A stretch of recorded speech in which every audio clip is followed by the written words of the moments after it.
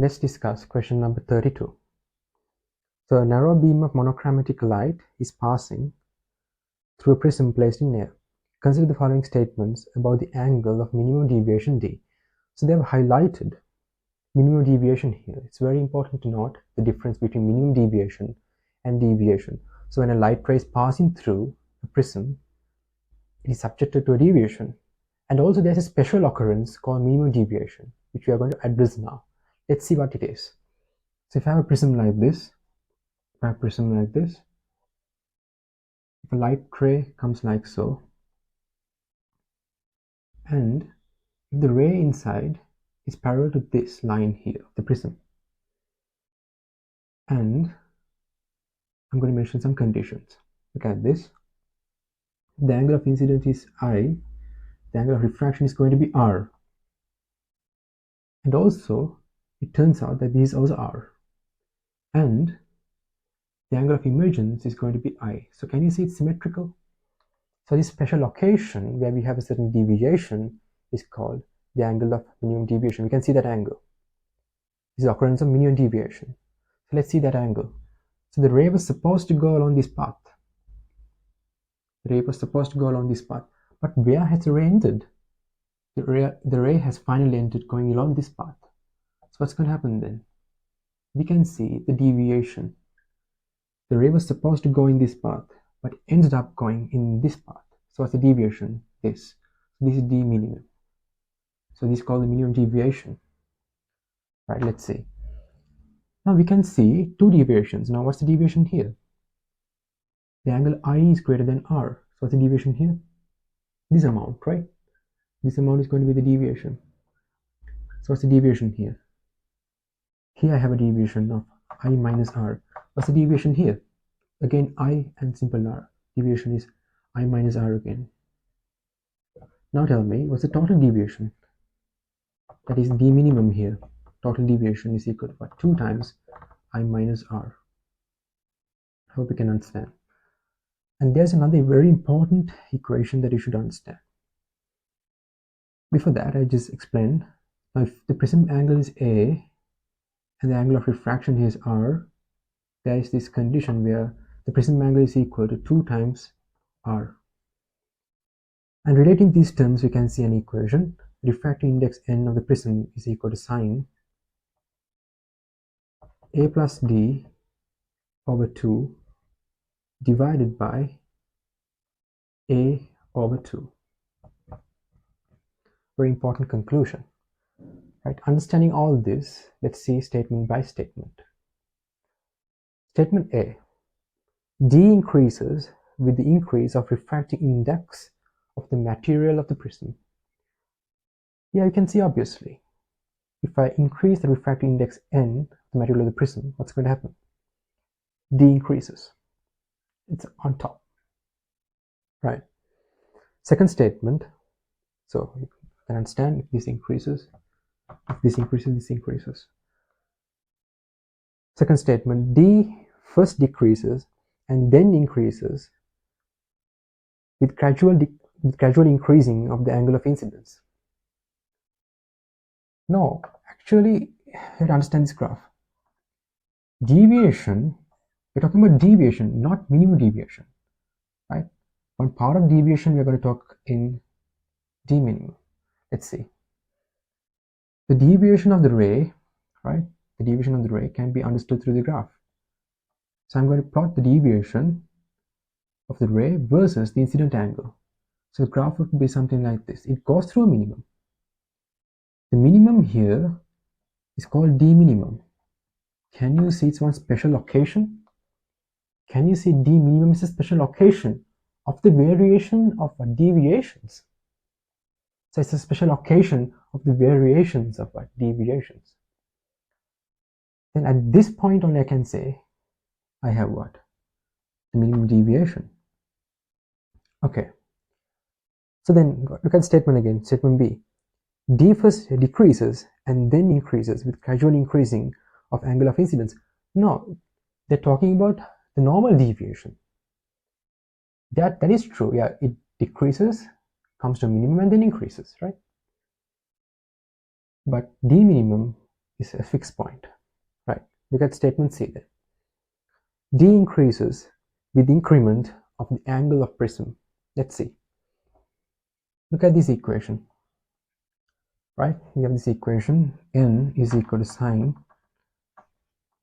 a plus d over 2 divided by a over 2. I can divide this term and this term by a over 2. Nothing happens mathematically, right? So what happens then? But before that, you can see something interesting. N is equal to what? Sine a over 2 plus what? D over 2 divided by a over 2. So I can divide by a over 2 and a over 2. What happens then? N is equal to what? Sine. So a over 2 divided by a over 2 is what? 1. D over 2 divided by a over 2 is what? D over a, right? So I have what? N is equal to what? Sine 1 plus d over a. Now, you know that refractive index is a constant for the given prism, right?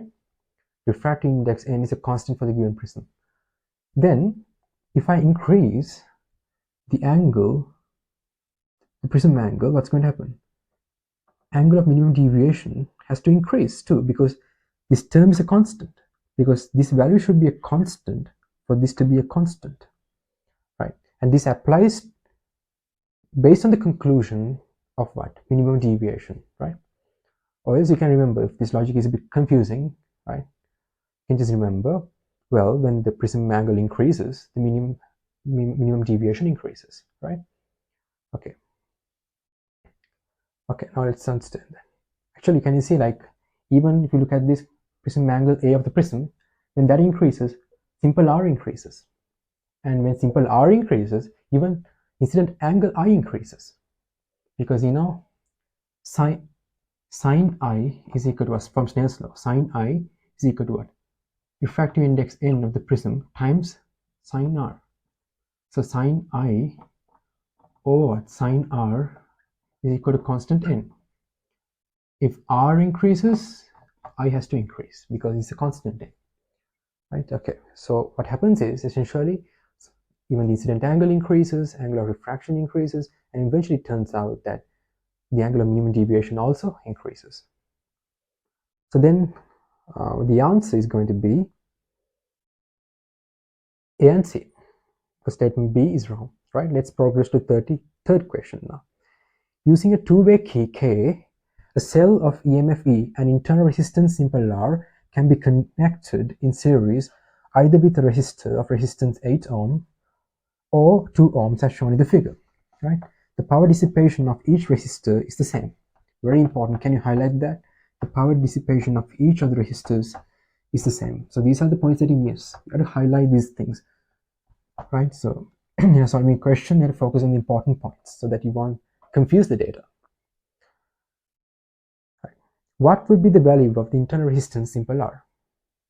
Let's see. So initially, what am I going to do? Right? Just love the subject, feel it, put some emotion into studies. Right? So we have 8 ohms here, and I have 2 ohms here. Right? So I have this EMF E, and it has an internal resistance of simple R. Right? On the first occasion, what am I going to do? I'm going to connect. Suppose I'm going to connect K to what? 8 ohms.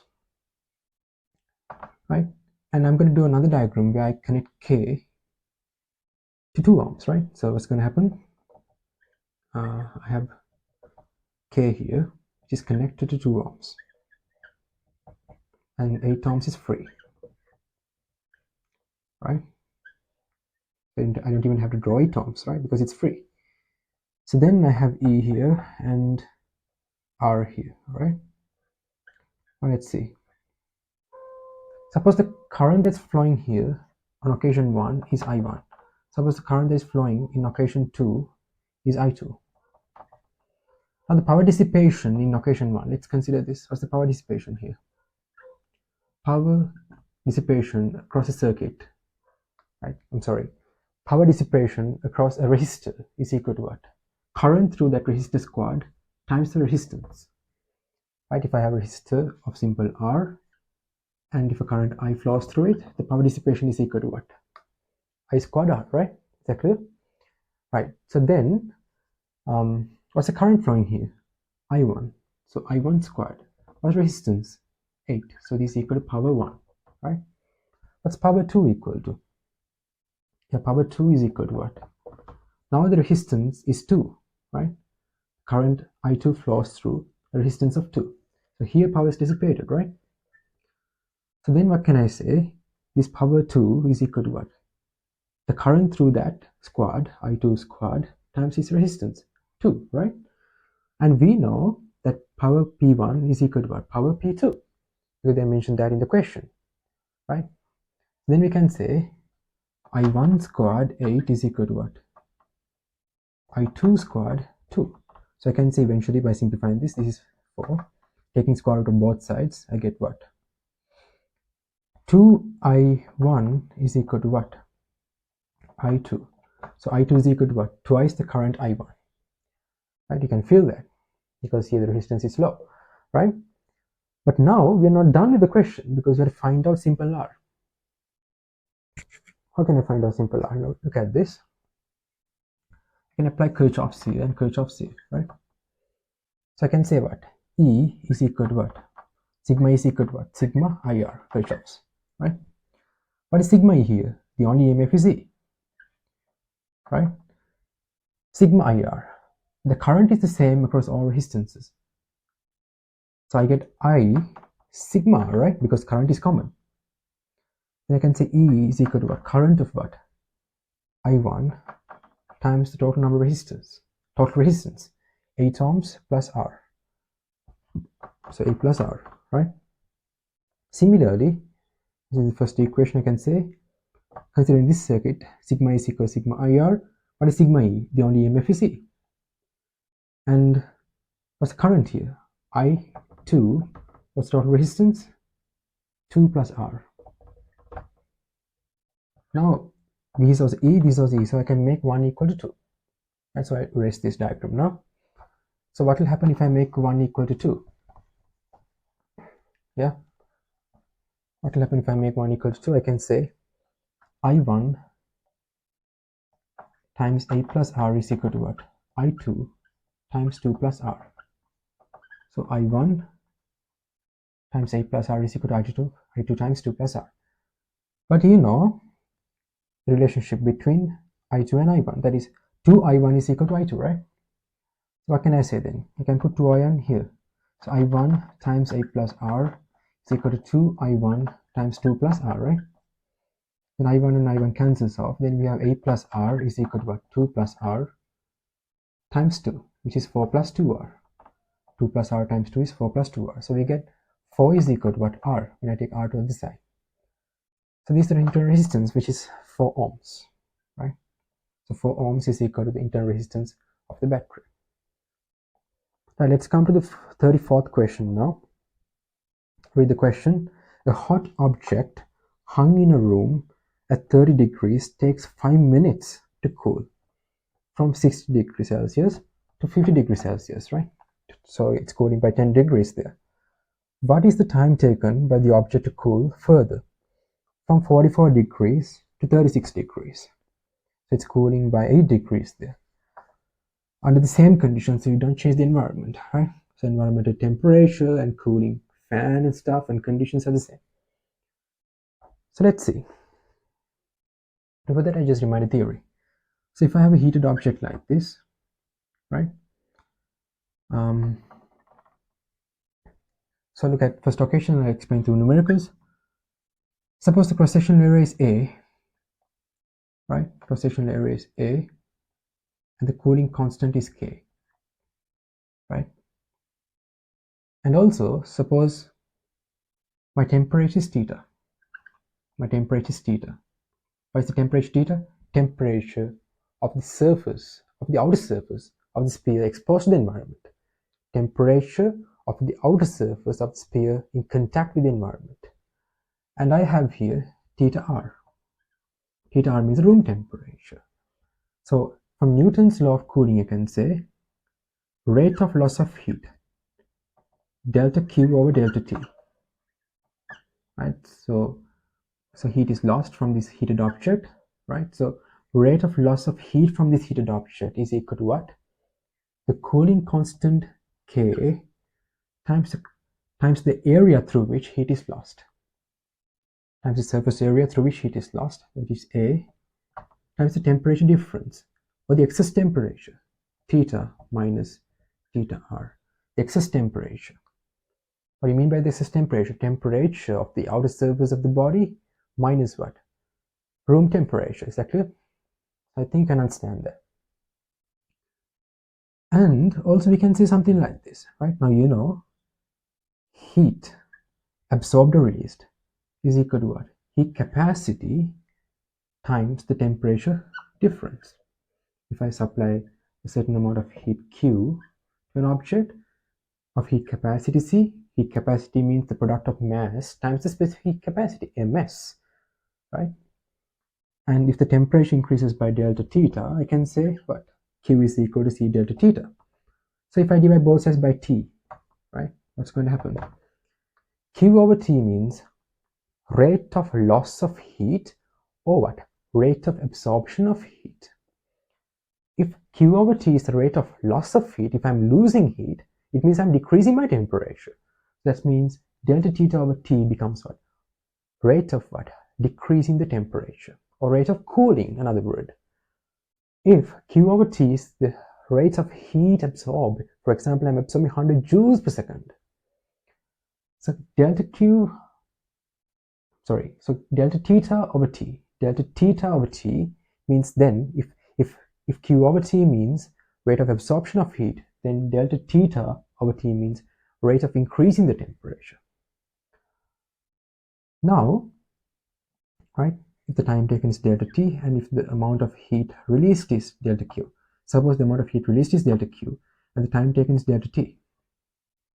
Suppose the heat capacity of this body is C, right? Heat capacity of this body is what? C, right? The heat capacity of the body is C and the temperature difference is going to be delta theta. I look at this. If delta theta over delta T means the rates of cooling, which is rate of decreasing the temperature. For example, I'm decreasing my temperature by 1 degree every second, right? Delta Q over delta T, for example, I'm absorbing or releasing. Suppose I'm releasing, if this cooling is releasing, right? Suppose I'm releasing 100 joules per second. If I release 100 joules per second, for example, it could be a case where I cool by 1 degree every second, right? I hope you can understand that. Now, this term and this term, can you relate them? Yeah, of course. But there are conditions like if heat is lost from this body only by convection, because we are relating heat lost by convection, right? This is the heat lost by convection. I'm teaching this topic because my children don't understand this. Heat lost by convection.